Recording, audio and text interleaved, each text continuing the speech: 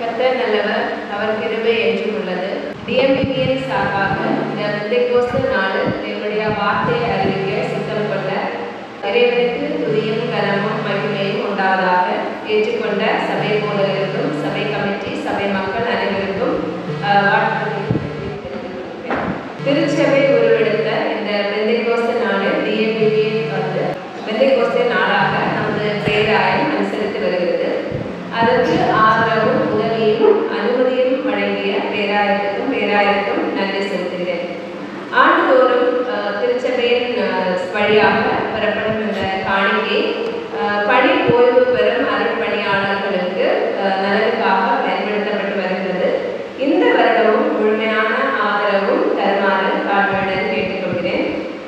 இந்த நாளிலே உங்கள் முன்னே வந்து ஒரு சில வார்த்தைகளையும் தேவனுடைய செய்தியாக வார்த்தையாக சொல்வதற்கும் ஆண்டவர் இந்த வாய்ப்பை ஏற்படுத்தி தந்தார். அதற்காக நன்றியும் தெரிவித்துக் கொள்கிறேன்.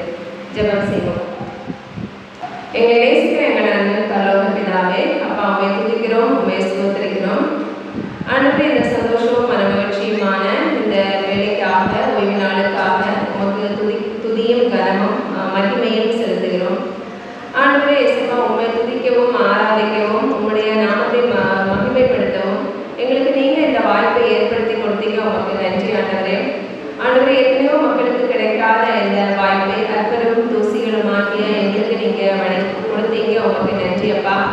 ஆண்டவரே, எங்களுடைய விண்ணப்பங்களையும் எங்களுடைய வேண்டுதல்களையும் எங்களுடைய ஆண்டவரே தேவைகளையும் உமது சமூகத்திலே வந்து அப்பா பிதாவே என்று உம்மை நோக்கி கூப்பிட நீ தந்த கிருபைக்காக உம்மை துதிக்கிறோம், உம்மை ஸ்தோத்திரிக்கிறோம், உம்மை மகிமைப்படுத்துகிறோம். ஆண்டவரே ஆண்டவரே இயேசுவா, நாங்கள் இதற்கு எவ்வளவோ தகுதியானவர்கள் அல்ல. ஆனாலும் உம்முடைய மிகுந்த கிருபையின்படியும் இரக்கத்தின்படியும் எங்களுக்கு நீங்கள் உம்மை நோக்கி அப்பா பிதாவே என்று கூப்பிடப்படுகிற இந்த புத்திர சுவிகாரத்தின் ஆவியை எங்களுக்கு நீங்கள் கட்டளையிட்டீங்க. உமக்கு நன்றி செலுத்துகிறோம், உம்மை துதிக்கிறோம், உம்மை மகிமைப்படுத்துகிறோம். ஆண்டவரே, இந்த நேரத்திலும் கொடுக்க போகிற செய்தியை உமது கரத்தில் ஒப்பு கொடுக்கிறோம். ஏசப்பா ஆண்டவரே, நீங்கள் நாமே அடியாந்திர வாயோடு இருந்து அப்பா இந்த ஜனங்களுக்கு சொல்ல வேண்டிய உங்களுடைய வார்த்தையை சொல்ல நீங்கள் கிருபை பாராட்ட வேண்டும் என்று ஜெபிக்கிறோம். ஆண்டவரே, எங்களுடைய இருதயத்தையும் எங்களுடைய செவிகளையும் விருந்த சேதனமானுமாறு நம்ம தாழ்மையிடம் கேட்டுக்கொள்கிறோம். ஆண்டவரே, துதி கன மகிமை எல்லாவற்றையும் உமக்கே செலுத்துகிறோம். இப்ப இயேசு கிறிஸ்துவ மூலம் ஜெபிக்கிறோம் நல்ல பிதாவே, ஆமென். டிஎம்பிபியை குறித்து நீங்கள் ஏற்கனவே நிறைய கேள்விப்பட்டிருப்பீங்க. 1962 ஜூலை 31ஆம் தேதி இது ஒரு சிறிய குழுவாக ஆரம்பித்து இன்றைக்கு தமிழகம், வட இந்தியா, இப்படி நிறைய இடங்களில், நேபாள நாடு, இங்கே பல இடங்களில் இந்த ஊழியம் சிறப்பாக நடைபெற்று கொண்டிருக்கிறது. கிட்டத்தட்ட 63 ஆண்டுகளாக இந்த ஊழியத்தை வந்து சிறப்பாக செய்து கொண்டு வருகிறாங்க. இயேசு கிறிஸ்துவனுடைய பாடு, மரணம், அடக்கமணப்படுதல், அதுக்கப்புறம் அவருடைய ஊழியம், அடக்கமணப்படுதல், உயிர்த்தெழுதல், இந்த காரியங்களை சுவிசேஷமாக அறிவித்து அநேக ஜனங்களை வந்து கிறிஸ்துவின் மந்தைக்கு சேர்க்கிறது தான் இந்த டிஎம்பிபியினுடைய நோக்கமாக இருக்கிறது. அதே மாதிரி பல கிராமங்களில் மருத்துவ வசதி இல்லாத இடங்கள்லையும் கல்வி வசதிகள் இல்லாத இடங்கள்லையும் மருத்துவமனைகளையும் கட்டி, அதே மாதிரி பள்ளிக்கூடங்களையும் கட்டி அநேக இடங்களில் இந்த மாதிரியான பணிகள் செய்து கொண்டு வரப்படுகிறது. மாணவர்கள் தங்கி பயிலுவதற்கான ஹாஸ்டல்ஸ் கட்டி கொடுக்கப்படுகிறது. அதே மாதிரி சமூக பணி நிறைய செய்து கொண்டு வருகிறார்கள் டிஎம்பிபியின் சார்பாக. இந்த டிஎம்பிபியினுடைய நோக்கம் இல்லைனா தரிசனம் என்ன அப்படின்னு சொல்லிட்டு பார்க்கும்போது போ, ஜெபி, அனுப்பு, இந்த 3 தான். போ, ஜெபி, அனுப்பு, இந்த 3ஐயும் நோக்கமாக வைத்து தரிசனமாக வைத்து இந்த டிஎம்பிபி செயல்பட்டு கொண்டிருக்கிறது. நற்செய்தி அறிவிக்கிறதும், திருச்சபைகளை நிறுவுகிறதும், கல்வி நிறுவனங்களை நிறுவுகிறதும், மருத்துவ ஸ்தாபனங்களை நிறுவுகிறது, அதே மாதிரி சுதேச அருட்பணியாளர்களை உருவாக்குகிறது, கிராமங்கள் தோறும் ஆலயங்கள் கட்டுகிறது, அந்த கிராமங்களுக்கு அருட்பணியாளர்களை அனுப்புகிறது. இந்த மாதிரியான பணிகளை செய்து கொண்டு வருகிறது. அருட்பணியாளர்கள் எத்தனை பேர் இருக்கிறாங்க அப்படின்னா 233 முழுநேர அருட்பணியாளர்கள், 33 இணை அருட்பணியாளர்கள், 16 மருத்துவ அருட்பணியாளர்கள், 126 ஆசிரியர்கள், 27 விடுதி அருட்பணியாளர்கள், 18 முன்னேற்ற பணியாளர்கள், 7 தலைமை அலுவலக பணியாளர்கள், 41 இதர பணி செய்யும் அருட்பணியாளர்கள், இப்படி அருட்பணியாளர்கள் வந்து டிஎம்பிபியின் சார்பாக பணி செய்து கொண்டிருக்கிறார்கள். இதுவரைக்கும் பார்க்கும்போது 141 ஆலயங்கள், 100 இடங்களில் அருட்பணியாளர்களுக்கு இல்லங்கள், 13 இடங்களில் மருத்துவ மையங்கள், 10 பாடசாலைகள், 7 இடங்களில் விடுதிகள் கட்டி கொடுக்கப்பட்டு உள்ளது. இதை தவிர சீர்வராயன் மலை, கல்வராயன் மலை, கொல்லிமலை, பச்சைமலை, ஒடிசா போன்ற இடங்களில் தியான மையங்களும் கட்டி கொடுக்கப்படுகிறது. ஸோ இதுக்கான இந்த டிஎம்பிபியின் சார்பாக செய்யப்படுகிற இந்த ஊழியங்களுக்காக நீங்கள் உங்களுடைய ஜெபங்களிலே நிறைந்து கொள்ளுங்கள். அதே மாதிரி ஊழியத்துக்காக தாங்குங்கள் அப்படிங்கிறது தான் எங்களுடைய வேண்டுகோளாக இருக்கிறது. டிஎம்பிபியினுடைய நோக்கம் ஆல்ரெடி சொன்ன மாதிரி ஜெபி அனுப்பு அப்படிங்கிறது தான். அது வசனம் 6வது வசனம் அவங்க எடுத்துக்கிறது எது அப்படின்னா மார்க் 16 5வது வசனம், உலகமெங்கும் போய் சர்வ சிருஷ்டிக்கும் வந்து ஆண்டவருடைய சுவிசேஷத்தை பிரசங்கிக்கணும் அப்படிங்கிறது தான் அவர்களுடைய தரிசனமாக நோக்கமாக இருக்கிறது. ஸோ இந்த நோக்கத்துக்காக தான் அவங்க இவ்வளோ காரியங்களையும் செய்து கொண்டு வருகிறாங்க. நீங்களும் உங்களுடைய தனிப்பட்ட ஜெபங்களிலையும் ஆலயத்திலே ஜெபிக்கிற கூடுகைகளிலையும் நீங்கள் இங்கே நினைத்துக் கொள்ளுமாறு வேண்டிக் கொள்கிறோம். இன்னொரு காரியம் என்ன அப்படின்னா, நம்மளும் ஒரு காலத்தில் இதே மாதிரி ஒடுக்கப்பட்ட, அதாவது வறுமையில் வாழ்ந்து கொண்டிருந்தோம். இப்போ நார்த் இந்தியாவிலாம் நம்ம பார்க்கும்போது வெறும் ரொம்ப பாவப்பட்ட வறுமையில் வாழ்கிற மக்களாக தான் இருக்கிறாங்க. அவங்களுக்கு கல்வி வசதி கிடையாது, மருத்துவ வசதிகள் ப்ராப்பராக கிடையாது. அதே மாதிரி அவங்களுக்கு நல்ல ஒரு வீடு, அந்த மாதிரியான எந்த வசதி வாய்ப்புகளும் இல்லாத ஒரு இடங்கள்ல தான் அவங்க இந்த மிஷனரிகள் வந்து ஊழியம் செய்து கொண்டிருக்கிறார்கள். ஒரு காலத்துல நம்மளுடைய அப்பா அம்மா, அல்லது அவர்களுடைய அப்பா அம்மாவுடைய அந்த காலத்துல நீங்க பார்க்கும்போது நம்ம இடங்களும் அப்படிதான் இருந்தது. எங்கே இருந்து வெளிநாடுகள்ல இருந்து மிஷனரிகள் நம்ம இந்தியாவுக்கு, தமிழ்நாட்டுக்கு, கன்னியாகுமரிக்கு வந்து அவங்க பட்ட பாடுகளின் காரணமாக நம்ம இடங்கள் வந்து வளர்ச்சி பெற்றது. இன்னைக்கு நம்ம பார்க்குற காலேஜஸ், ஸ்கூல்ஸ், ஹாஸ்பிட்டல்ஸ் எல்லாமே, சர்ச்சஸ், இது எல்லாமே அன்னைக்கு அவங்களுடைய குடும்பத்தை விட்டு, அவங்களுடைய மனைவி பிள்ளைகளை எல்லாத்தையும் அங்கேயே விட்டுட்டு நம்ம இடத்துக்கு வந்து ஆண்டவருடைய ஊழியத்தை செய்து நம்முடைய நலனுக்காக அவங்க வந்து பாடுபட்டதன் காரணமாக தான் நம்ம இன்னைக்கு நல்லா படிக்கிறதுக்கு காலேஜ், ஸ்கூலு, அதே மாதிரி ஆராதனைக்கு போகிறதுக்கு சர்ச்சு, உடம்பு முடியலன்னா போகிறதுக்கு ஹாஸ்பிட்டல், எல்லாத்தையும் அவங்களுடைய தானம் தான்.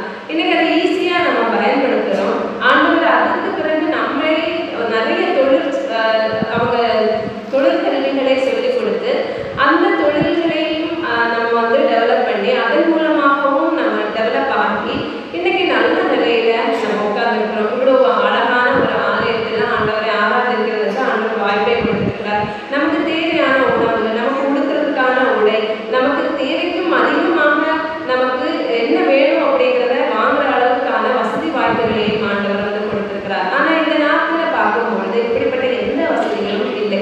இப்போ நம்மளுடைய ரெஸ்பான்சிபிலிட்டி, நம்மளுடைய கடமை என்ன அப்படின்னா, ஒரு காலத்தில் நம்ம இருந்த இடத்துல இன்னைக்கு அவங்க இருக்கிறாங்க.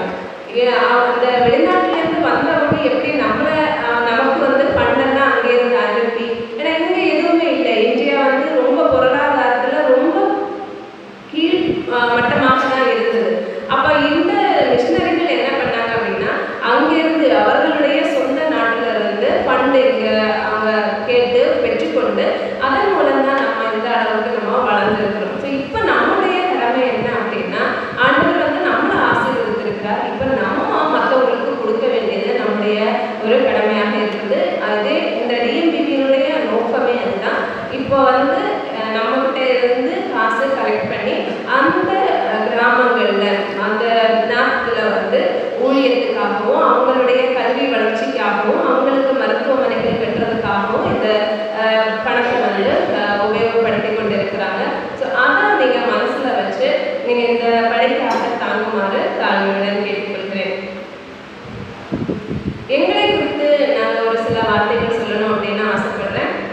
என்னுடைய தாய் சபை வந்து மாலைக்கூடு, நிறைய பேருக்கு தெரியும், மாலைக்கூடு சிஎஸ்ஐ சர்ச்சை சார்ந்த, கணவர் வந்து சிறக்கரை சிஎஸ்ஐ சபையை சார்ந்தவங்க.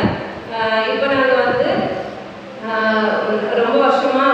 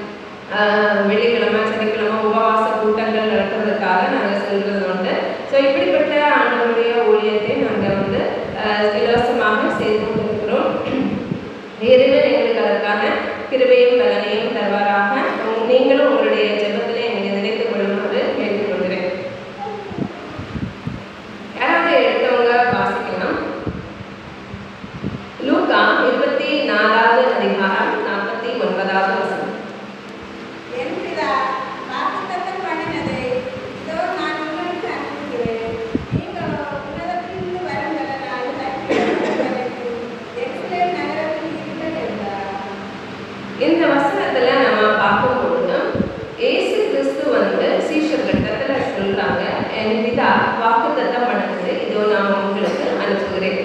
இப்போ இயேசு கிறிஸ்து அடக்கம் பண்ணப்பட்டு உயிர்த்தெழுந்து 40 நாள் வரைக்கும் இந்த உலகத்துல தான் இருந்தாங்க. இருந்து சீஷர்களுக்கு அநேக இடங்கள்ல காணப்பட்டு சீஷர்களுக்கு அவருடைய வார்த்தையை அவர் மறுபடியும் அவர்களுக்கு நினைவுபடுத்தி கொண்டே இருந்தார். கடைசியாக அவர் பரலோகத்துக்கு ஏறி போற அன்னைக்கு அவர் ஒரு பெரிய ஒரு கிரேட் கமிஷன் அவங்களுக்கு கொடுக்குறாங்க. என்ன அப்படின்னா, நீங்க எல்லாரும் புறப்பட்டு போய் சகல ஜாதிகளையும் சீஷராக்கி பிதா குமாரன் பரிசுத்த ஆவியின் நாமத்தினால ஞான ஸ்நானம் கொடுத்து நான் உங்களுக்கு கட்டளையிட்ட யாவையும் கைக்கொள்ளும்படி உபதேசம் பண்ணுங்கள். மத்தேயு 28ஆம் அதிகாரம் கடைசியில் இருக்கு. ஸோ இந்த ரெஸ்பான்சிபிலிட்டி இந்த சீஷர்களுக்கு கொடுக்கப்படுகிறது. அதாவது நீங்க எல்லாரும் போய் என்ன செய்யணும், உலகமெங்கும் போய் சர்வ சிருஷ்டிக்கும் ஆண்டவரை பற்றி சொல்லணும், உபதேசத்தை சொல்லணும், எல்லாரையும் ஆண்டவருடைய மந்தையில சேர்க்கணும் அப்படிங்கிறது தான் ஆண்டவர் அவர்களுக்கு கொடுத்த கட்டளையாக இருக்கிறது. லூக்கா 24:47 வசனம்.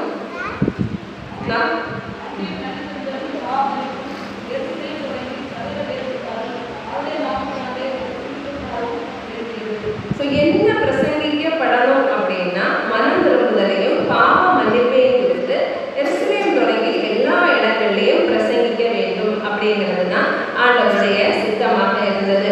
டிஎம்பியினுடைய நோக்கமும் அதுதான். நான் ஆல்ரெடி சொன்னேன், உலகம் எங்கும் போய் சர்வ சிருஷ்டிக்கும் சுவிசேஷத்தை பிரசங்கிக்கணும் அப்படின்னு. ஸோ இந்த பரிசுத்த ஆவியானவருடைய இந்த பலன் உன்னதத்துல இருந்து கிடைக்கிற வரைக்கும் நீங்க எருசலேம் நகரில் தங்கி இருங்கள் அப்படின்னு சீஷர்களுக்கு அவர் சொன்னார். அதுக்கு பிறகு இவர் என்ன பண்ணார் அப்படின்னா, பரலோகத்துக்கு எடுத்துக் கொள்ளப்பட்டாங்க. இப்போ இவங்க உன்னதத்திலிருந்து வருகிற அந்த பலன் அவங்களுக்கு கிடைக்கிறதுக்காக எருசலேம் நகரத்திலே தங்கி இருக்கிறாங்க. அப்போஸ்தலர் 2ஆவது அதிகாரம் நம்ம வாசித்து கேட்டோம், அதை பற்றி எடுத்து அப்போஸ்தலர் 2ஆவது அதிகாரம் 1வது வசனத்துல இருந்து 2வது அதிகாரம் 1ல இருந்து 4வது வசனம் வரைக்கும் வாசிக்கும் போது, பெந்தெகோஸ்தே என்னும் நாள் வந்தபோது அவர்கள் எல்லாரும் ஒருமனப்பட்டு ஓரிடத்தில் வந்தார்கள். அப்பொழுது பலத்த காற்று அடிக்கிற முழக்கம் போல வானத்திலிருந்து சடுதியாய் ஒரு முழக்கம் உண்டாகி அவர்கள் உட்கார்ந்திருந்த வீடு முழுவதையும் நிரப்பிற்று. அல்லாமலும் அக்கினிமயமான நாவுகள் போல திறந்திருக்கும் நாவுகள் அவர்களுக்கு காணப்பட்டு அவர்கள் ஒவ்வொருவர் மேலும் அமர்ந்தது. அவர்கள் எல்லாரும் பரிசுத்த ஆவியினாலே நிரப்பப்பட்டு ஆவியானவர் தங்களுக்கு தந்தருளன வரத்தின்படியே வெவ்வேறு பாஷைகளில் பேச தொடங்கினார்கள். ஸோ இதுதான் இங்க ஏற்கனவே நம்ம லூக்கா 24:49 உன்னதத்திலிருந்து வரும் பலனால் கற்பிக்கப்படும் வரைக்கும் நீங்க எருசலேம்ல இருங்கள் அப்படின்னு சொல்றதுக்கான அந்த உன்னதத்திலிருந்து வந்த பலன் அவங்களுக்கு எப்போ கிடைச்சது அப்படின்னா, இந்த பெந்தெகோஸ்தே நாள் அப்படின்னு சொல்லப்படுகிற 50வது நாள் இயேசு கிறிஸ்து பரலோகத்துக்கு போன பிறகு 10வது நாள். ஸோ அந்த பெந்தெகோஸ்தே நாளில் தான் என்ன நடக்குது அப்படின்னா, பரிசுத்த ஆவியானவர் இந்த சீஷர்களுக்கு ஊற்றப்படுகிற அந்த நாட்களாக இருக்குது. ஸோ அதை தான் சபை உருவான நாளாக நம்ம இன்னைக்கும் அனுசரித்து கொண்டிருக்கிறோம். பெந்தெகோஸ்தே ஞாயிறாக நாம் அனுசரிக்கிறோம். அப்போ உன்னதத்திலிருந்து வரும் அந்த பலன் நமக்கு தேவையாக இருக்கிறது. இப்போ நம்ம பரிசுத்த ஆவியானவரை பற்றி நம்ம பார்க்கும்பொழுது நமக்கு திரியேக தேவன் அப்படின்னு சொல்லுவோம் இல்லையா? அதாவது நமக்கு வசனம் என்ன சொல்லுது அப்படின்னா, நம்முடைய தேவனாகிய கர்த்தர் ஒருவரே கர்த்தர் அப்படின்னு வசனம் சொல்லுது. ஆனால் நம்ம வசனம் நம்ம படிக்கும்போது பிதாவாகிய தேவன், குமாரனாகிய இயேசு கிறிஸ்து, பரிசுத்த ஆவியானவர் அப்படின்னு 3 விதமாக தேவனே நம்ம சொல்லியிருக்கோம். எனக்கு இப்போ ரீசெண்ட் டைம்ல நிறைய பேர் கேட்கிற ஒரு கேள்வி என்ன அப்படின்னா, அது எப்படி 3 ஒன்றாகும்? நம்ம திரியேக தேவன் ட்ரினிட்டி அப்படின்னு சொல்றோம். 1+1+1 அப்படின்னு சொல்லும்போது 3 தானே வரும், அது எப்படி 1 ஆகும் அப்படின்னு சொல்லிட்டு நிறைய பிள்ளைகள் நம்ம பெரியவங்க அதை பற்றி அந்த அளவுக்கு கேள்வி கேட்கறது இல்லை. பட் ஸ்கூல் காலேஜ் படிக்கிற பிள்ளைகள் அந்த கேள்வியை கேட்கறது நிறைய நான்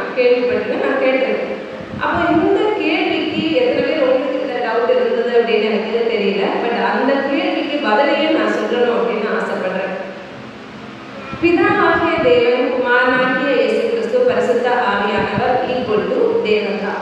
அதுல எந்த விதமான மாற்றம் இல்லை. நம்முடைய தேவனாகிய கர்த்தர் ஒருவரே கர்த்தர். ஆனா ஏன் இந்த 3 விதமாக இருக்குது அப்படின்னா ஒரு சின்ன எக்ஸாம்பிளோட நான் உங்களுக்கு சொல்லித்தரேன். நம்ம சயின்ஸ் கிளாஸ்ல வந்து படிச்சிருக்கோம் 3 states of matter அப்படின்னு. நீங்க சயின்ஸ்ல படிச்சிருக்கீங்களா? அதுல வந்து எந்த 3 states of matter படிச்சிருக்கீங்க? solid state, liquid state, gaseous state. இந்த 3 states படிச்சிருக்கீங்க. இந்த 3 statesக்கு ஒரு எக்ஸாம்பிள் படிச்சிருக்கீங்க. என்ன படிச்சீங்க? solid state எக்ஸாம்பிள் என்ன படிச்சீங்க? Ice. solid state example ice. liquid state water, gaseous state water. So இந்த 3 நீங்க பார்த்தீங்க அப்படின்னா நம்ம தண்ணி நார்மல் வாட்டர் எடுத்து நம்ம ஃப்ரீசர்ல வச்சோம்னா என்ன ஆகும்? ஐஸ் கியூப் ஆகும். அதே ஐஸ் கியூபை எடுத்து வெளியே ஹீட் ரூம் டெம்பரேச்சர்லையோ நார்மல் ஹீட்லேயோ நம்ம கொண்டு வரோம்னா அது மெல்ட் ஆகி என்ன ஆகும்? தண்ணி ஆகும், வாட்டர் ஆகும். அதே வாட்டரை நம்ம வந்து பாயில் பண்ணோம் அப்படின்னா என்ன ஆகும்? வாட்டர் வேப்பர் ஆகும். அதே வாட்டர் வேப்பரை கரெக்ட் பண்ணி நீங்கள் மறுபடியும் ஃப்ரீசரில் வச்சிங்கன்னா என்ன ஆகும்? சாலிட் ஸ்டேட் கியூபா, ஐஸ் கியூபா.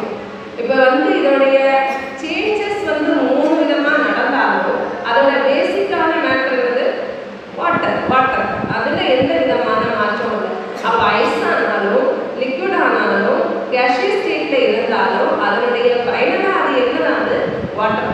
அதே மாதிரி தான் பிதாவாகிய தேவன், குமாரனாகிய இயேசு கிறிஸ்து, பரிசுத்த ஆவியானவர் 3 விதமாக இருந்தாலும் எல்லாமே ஒன்று தான். அது எந்த மாற்றமும் இல்லை. ஸோ யாராவது உங்கள்கிட்ட அது எப்படி 3 ஒன்றாகும் அப்படின்னு கேட்டால் தேவனால் கூடாத காரியம் ஒன்றுமே இல்லை அப்படின்னே சொல்லியிருக்கு. சரி, அப்புறம் இப்போ நம்ம பரிசுத்த ஆவியானவரை குறித்து நம்ம பார்க்கும்போது நம்மளுடைய 6 காரியங்களை நம்ம வந்து அதை பார்ப்போம். லூக்கா 24:49 ஆல்ரெடி நம்ம பார்த்தோம். பிதாவின் வாக்கு தத்தம் அப்படின்னு பார்த்தோம்.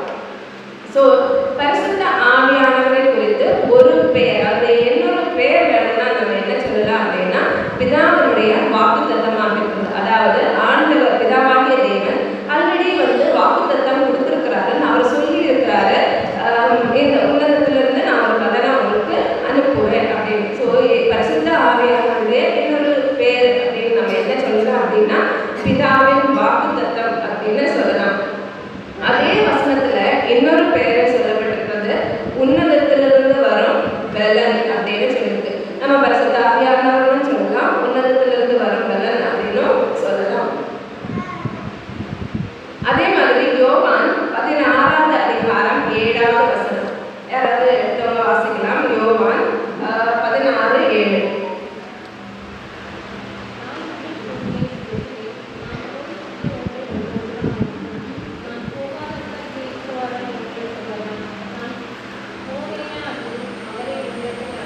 இந்த வசனத்துல பார்க்கும்பொழுது பரிசுத்த ஆவியானவருக்கு கொடுக்கப்படுகிற இன்னொரு பெயர் என்ன அப்படின்னா தேற்றரவாளன் அப்படின்னு சொல்லப்பட்டிருக்கிறது.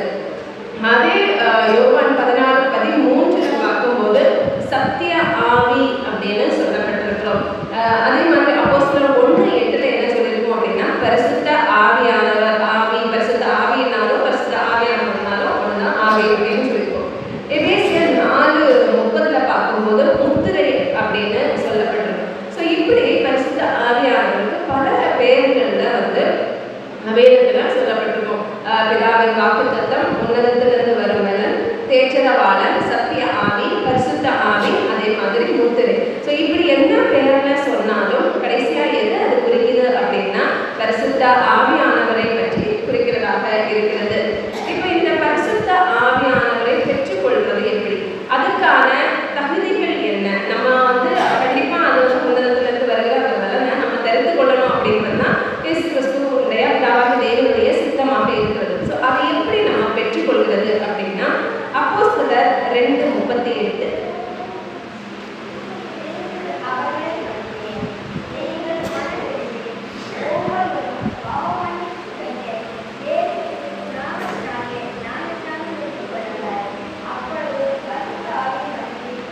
ஸோ பரிசுத்த ஆவியானவருடைய வரத்தை நம்ம பெற்றுக்கொள்ளணும் அப்படின்னா நம்ம என்ன செய்யணும்? மனம் திரும்பி ஒவ்வொருவரும் பாவ மன்னிப்புக்கென்று இயேசு கிறிஸ்துவின் நாமத்தினால ஞானஸ்நானம் பெற்றுக்கொள்ள வேண்டும். இது வந்து ஒரு கண்டிஷன்.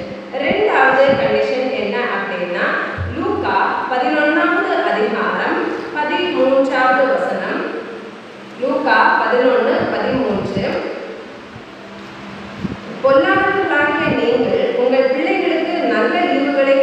அறிந்திருக்கும் போது பரமபிதாவானவர் தம்மிடத்தில் வேண்டிக் கொள்கிறவர்களுக்கு பரிசுத்த ஆவியை கொடுப்பது அதிக நிச்சயம் அல்லவா. ஸோ இங்கே பார்க்கும்போது யாரெல்லாம் பரிசுத்த ஆவியை ஆனவர் நமக்கு வேணும், நமக்கு கிடைக்கணும் அப்படின்னு சொல்லிட்டு ஆண்டவரிடத்துல கேட்கிறோமோ அவங்களுக்கு வந்து வேண்டிக் கொள்கிறவர்களுக்கு பரிசுத்த ஆவியானவர் நம்ம பெற்றுக்கொள்ளலாம். நம்ம வேதத்துல வசனம் என்ன சொல்றது, கேளுங்கள் அப்பொழுது உங்களுக்கு கொடுக்கப்படும் அப்படின்னு சொல்லப்பட்டிருக்கு. ஸோ நம்ம ஆண்டவரிடத்துல வேண்டிக் கொள்ளணும், பரிசுத்த ஆவியானவர் நமக்கு வேணும் அப்படின்னா கேட்கும்போது நமக்கு கிடைக்கும். அதே மாதிரி அப்போஸ்தலர் 5:32 பார்க்கும்போது கீழ்ப்படிக்கிறவர்களுக்கு அப்படின்னு இருக்கும். அந்த 5:32 கீழ்ப்படிக்கிறவர்களுக்கு பரிசுத்த ஆவியானவரை வந்து ஆண்டவர் கொடுக்கிறார். அப்ப கீழ்ப்படிதல் அப்படின்னு சொல்லும்போது ஆண்டவருடைய வார்த்தைக்கு செவி கொடுக்கிறவர்களுக்கு, ஆண்டவருடைய வார்த்தைப்படி நடக்கிறவர்களுக்கு, நடக்க ஒப்பு கொடுக்கிறவர்களுக்கு பரிசுத்த ஆவியானவரை நம்ம பெற்றுக்கொள்ள முடியும். கீழ்ப்படிதல் அப்படின்னு பார்க்கும்போது ஏசப்பா வந்து செய் அப்படின்னு சொல்லியிருக்கிற அத்தனை கற்பனைகளையும் கட்டளைகளையும் வந்து அதே மாதிரி செய்யணும். அதே மாதிரி செய்யாத அப்படின்னு சொல்லப்பட்டிருக்கிற காரியங்களையும் என்ன செய்யக்கூடாது, நம்ம செய்யக்கூடாது. இது ரெண்டும் செய்யன்னு சொல்றத மட்டும் செய்தாலும் அதுக்கு கீழ்ப்படிதல் கிடையாது. செய்யாத அப்படின்னு சொன்னதை செய்யாம இருந்தாலும் அது ரெண்டுமே சேர்ந்து செய் அப்படிங்கிறத செய்யணும், செய்யாம அப்படிங்கிறத செய்யக்கூடாது. அதுக்கு பேர் தான் என்னது அப்படின்னா கீழ்ப்படிதல். ஸோ அப்படி கீழ்ப்படிக்கிறவர்களுக்கும் பரிசுத்த ஆவியானவர் நம்ம என்ன செய்ய முடியும், பெற்றுக்கொள்ள முடியும்.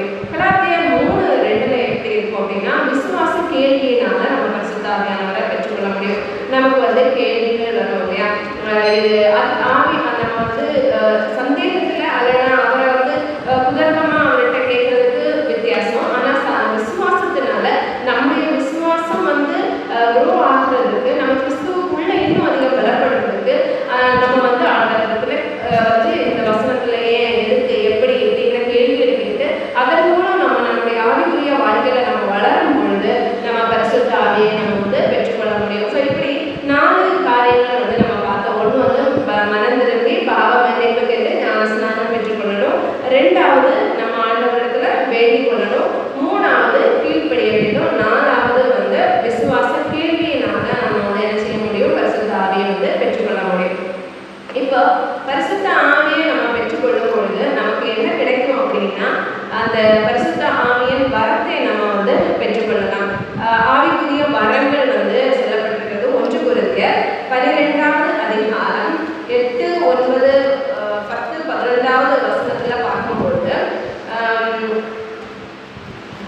1 ஞானத்தை 8வது வசனத்துல இருந்து சொல்றேன். 1 ஞானத்தை போதிக்கும் வசனம், அதுக்கு மாதிரி 2வது அறிவை உணர்த்தும் வசனம், 3வது விசுவாசம், 4வது குணமாக்கும் வரங்கள், 5 அற்புதங்களை செய்யும் சக்தி, 6 தீர்க்க தரிசனம் உரைத்தல், 7 ஆவிகளை பகுத்தறிதல், 8 பற்பல பாஷைகளை பேசுதல், 9 பாஷைகளை வியாக்கியானம் பண்ணுதல். ஸோ இப்படி இந்த மாதிரி 9 விதமான ஆவிக்குரிய வரங்கள் வந்து நம்ம பெற்றுக்கொள்ள முடியும்.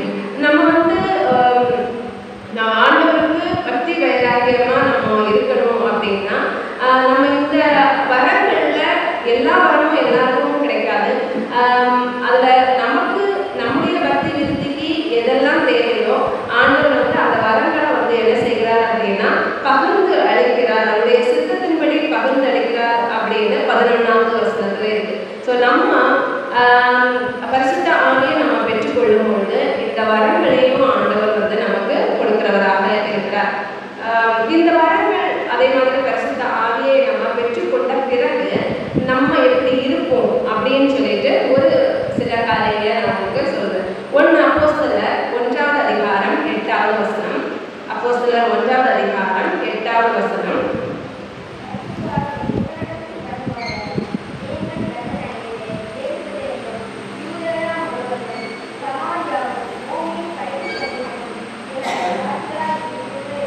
ஸோ நமக்கு ஆண்டவருடைய அந்த பலன் பரிசுத்த ஆவியானவர் நமக்கு கிடைக்கும் பொழுது நம்ம எப்படி இருப்போம் அப்படின்னா நம்ம உலகம் முழுவதும் சாட்சிகளாக இருப்போம். சாட்சி இந்த சீஷர்கள் வந்து ஏசப்பா கூட இருந்த டைம்ல அந்த அளவுக்கு அவங்க ஸ்ட்ராங்காக இல்லை. சின்ன சின்ன விஷயங்கள் அவங்க வாழ்க்கையில வரும்பொழுது அவங்க ஆண்டவரை விட்டு பின்வாங்கி எல்லாம் ஓடி போனாங்க. அவரை மறுதளித்த காரியங்கள் கூட நமக்கு தெரியும், அவரை காட்டி கொடுத்த காரியங்கள் நமக்கு தெரியும். ஆனா பரிசுத்த ஆவியானவர் அவர்களுக்கு கிடைத்த பிறகு அவங்க இரத்த சாட்சியாக அந்த யாருமே நல்லதா நார்மலா ஒரு டெத் அவங்களுக்கு வரவே இல்லை. எல்லாருமே வந்து ரத்த சாட்சியாக தான் இருந்தாங்க. தலை வெட்டப்பட்டு இறந்தாங்க, கிராஸ்ல வந்து தலைகீழா தொங்க விட்டு இறந்தாங்க, எண்ணெயில போட்டு இந்த மாதிரி இருந்தாங்க. இப்படி எல்லாருமே வந்து ரத்த சாட்சியாக தான் மறைச்சாங்க. ஸோ யாருமே வந்து நார்மலான ஒரு மரணம் அவங்களுக்கு ஏற்படவே இல்லை. இது வந்து அவங்க இந்த பரிசுத்தாவியின் வரத்தை பெற்ற பிறகு அவர்களுடைய அந்த பலன் அவங்களுக்கு கிடைத்த பிறகுதான் அவங்க வந்து சாட்சிகளாக இருந்தாங்க அப்படின்னு. இப்போ நம்முடைய வாழ்க்கையில நம்ம எல்லாருக்கும் அந்த மாதிரியான பாக்கியம் வந்து கிடைக்கிறது இல்லை. ஆனால் நம்ம வந்து நம்மளுடைய சுற்றி இருக்கிறவங்க, நம்ம வீட்டில் நம்ம சாட்சியாக இருக்கலாம், நம்முடைய தெருவில் நம்ம சாட்சியாக இருக்கலாம், நம்முடைய சமூகத்தில் நம்ம சாட்சியாக இருக்கலாம், நம்ம போகிற வேலை ஸ்தலங்கள்ல நம்ம போகிற வர இடங்கள்ல நம்ம வந்து சாட்சியாக இருக்கலாம். நம்முடைய பார்க்குற மற்ற மக்கள் வந்து நம்ம ஆண்டவருடைய கிறிஸ்தவர்கள் அப்படின்னு சொல்லக்கூடிய ஒரு வகையில் நம்ம என்ன செய்ய முடியும் அப்படின்னா நம்முடைய பேச்சு, நம்முடைய நடத்தை மூலமாக நம்ம சாட்சியாக வாழ முடியும். ஸோ பரிசுத்த ஆவியானவர் நம்ம இடத்துல வரும்பொழுது நம்ம என்ன பண்ணுவோம், எப்படி இருப்போம் அப்படின்னா சாட்சிகளாக இருப்போம். அதே மாதிரி அப்போஸ்தலர் 28:31 வசனத்தில் நம்ம பார்க்கும்போது பிரசங்கித்து உபதேசித்து கொண்டிருப்பீர்கள் அப்படின்னு சொல்லப்பட்டிருக்குது. அப்போ பரிசுத்த ஆவியானவர் நமக்குள்ள வரும்பொழுது நம்மளால சும்மா இருக்க முடியாது. நம்ம என்ன பண்ணுவோம் அப்படின்னா தேவனுடைய வார்த்தையை தைரியமா எல்லாருக்கும் சொல்லுவோம், உபதேசிப்போம், பிரசங்கித்து கொண்டிருப்போம். நமக்கு கிடைக்கப்பட்ட தேவனுடைய வார்த்தை நமக்குள்ளேயே நம்மளால என்ன செய்ய முடியாது, அடக்கி வைக்க முடியாது. ஏசாயத்திலிருந்து அவர் என்ன சொல்றாருன்னா, தன்னுடைய வார்த்தை எனக்குள்ள வந்தபோது அது வந்து அவருடைய எலும்புக்குள்ள வந்து அவ்வளவு அழகா இருக்குது, என்னால் அடக்கி வைக்க முடியல. அவர் என்ன சொல்றாருன்னா, நான் என் ஆண்டவருடைய வார்த்தையை சொல்ல மாட்டேன் அப்படின்னு சொல்றாரு. காரணம் என்ன அப்படின்னா அவர் சொல்றதை யாரும் கேட்கவே இல்லை. எந்த அந்த தீர்க்கதரிசி வந்து சொல்ற எந்த வார்த்தையும் ஜனங்கள் வந்து ஏற்றுக்கொள்ளவே இல்லை.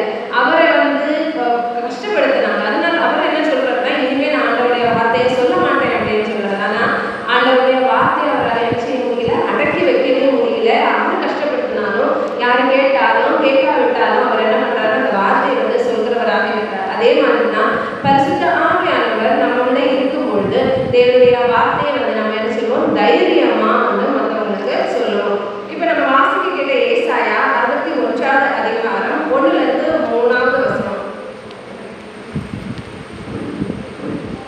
ஏசாயா 61:1-3 வசனம் வரைக்கும் பார்க்கும்போது, கர்த்தராகிய தேவனுடைய ஆவியானவர் என்மேல் இருக்கிறார். சிறுமைப்பட்டவர்களுக்கு சுவிசேஷத்தை அறிவிக்க கர்த்தர் என்னை அபிஷேகம் பண்ணினார்.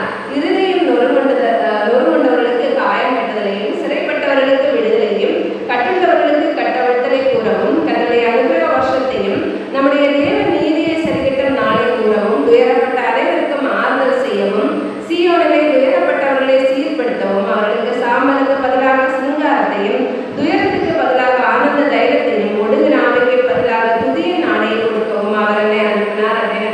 ஸோ இங்க யார் இதை சொல்றது அப்படின்னா, ஏசு கிறிஸ்துவ பற்றி அங்கே சொல்லியிருக்கு. கர்த்தராகிய தேவனுடைய ஆவியானவர் என்மேல் இருக்கிறார். அந்த என்ன ஆவி யாரை குறிக்குது அப்படின்னா ஏசு கிறிஸ்து சொல்ற வார்த்தை. ஸோ அவரிடத்துல பரிசுத்த ஆவியானவர் இருந்தபோது அவர் என்னெல்லாம் செய்தார், எப்படிப்பட்டவராக இருந்தார் அப்படின்னு அதில் சொல்லப்பட்டிருக்கிறது. ஸோ இதே மாதிரி நம்மளும் என்ன செய்யணும் அப்படின்னா பரிசுத்தாவியின் வரத்தை பரிசுத்தாவியை பெற்றுக்கொள்ள வேண்டும். பரிசுத்தாவியின் வரத்தை பெற்றுக்கொண்டு நம்மளும் பூமியை முழுத சாட்சியராக இருக்கணும். ஆண்டவருடைய வசனத்தை நம்ம வந்து மற்றவங்களுக்கு சொல்லணும். அதே மாதிரி இந்த 61 அதிகாரத்தில் இருக்கிற காரியங்களை நம்மளும் ஃபாலோ பண்றவங்களாக இருக்கணும்.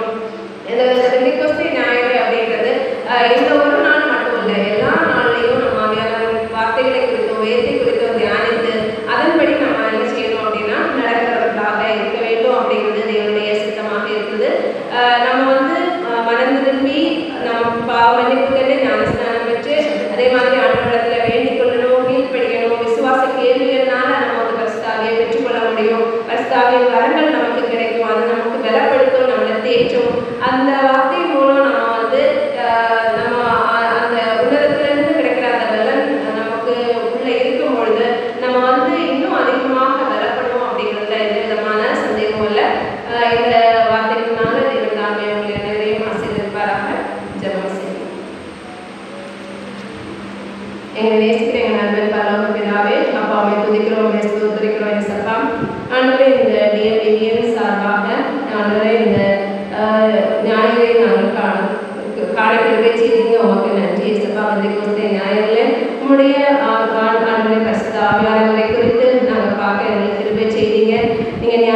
குறித்தும் நீதியை குறித்தும் ஆண்டவரே நீங்கள் கண்டித்து உணர்த்துகிற தேவனாக இருக்கிறீங்க ஏசப்பா. ஆண்டவரே எங்களிடத்தில் இருந்த குற்றங்கள் குறைகள் எல்லாவற்றையும் மன்னித்து எங்களை நீங்கள் தகுதிப்படுத்திட வேண்டும் என்று ஜெபிக்கிறோம் ஏசப்பா. உம்முடைய அபிஷேகம், உம்முடைய வரம், உம்முடைய வல்லமை ஆண்டவரே எங்களுக்கு தேவையானவரை நாங்கள் கேட்கும் பொழுது, நாங்கள் வேண்டிக் கொள்ளும் பொழுது, நாங்கள் கீழ்ப்படியும் பொழுது ஆண்டவரே நாம் பாவ மன்னிப்புகளை நாங்கள் ஸ்நானம் பெற்றுக்கொள்ளும் போது இதை எங்களுக்கு தருகிறீர் என்கிறது நாங்கள் அறிஞ்சோம் ஏசப்பா. நாங்கள் எங்களை முழுவதுமாக தாழ்த்தி உங்களுக்கு ஒப்பு கொடுக்குறோம் ஆண்டவரே. ஆண்டவரே ஏசப்பா, எங்களுக்கு கிடைத்த இந்த வாய்ப்பை ஆண்டவரே நாங்கள் மற்றவங்களுக்கும் ஆண்டவரே சொல்ல சாட்சிகளாக இருக்க எங்களுக்கு கிருபை பாராட்டுகிறீங்க. டிஎபிவி மூலமாக